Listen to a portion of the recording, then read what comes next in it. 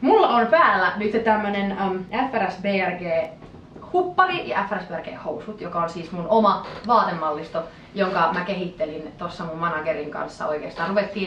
Ruvettiin ideoimaan siitä noin vuosi sitten ja mä olin aina hirveä semmoinen himopiirtäjä ja suunnittelija. Mä ajattelin, että no en mä kuitenkaan koskaan mitään omaa saa aikaiseksi. Enkä mä toisaalta ole ikinä nähnyt itseäni mitenkään hirveänä tyylitietoisena ihmisenä.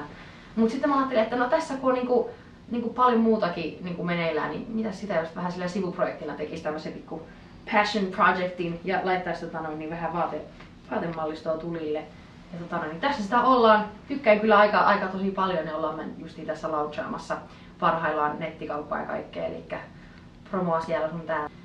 Mä haluin tehdä jotain katuuskottavaa ja niin kuin, jotain nuorekasta, jota sitten niin kuin minkä tahansa ikäinen ihminen niin kuin pystyy niin kuin pukea päällensä, mutta mä halusin pitää sen niin kuin, tosi semmosena niin kuin musta, valkoharmaa, selkeitä linjoja, kontrasteja, semmoista niin kuin siistiä yksinkertaista. Mun mielestä yksinkertaisella pääsee. Tosiaan mun manageri Johannes vei mun malliston Kiinaan tonne tekstiilimessuille ja sitten siellä niin kuin eri yritykset, eri kaupat Euroopasta ja ympäri maailmaa sitten osti mun mallistoa heidän kauppoihinsa. Ja se on ollut tosi jänskää mulle silleen ja saa nähdä vitsi, mitä siitä tulee.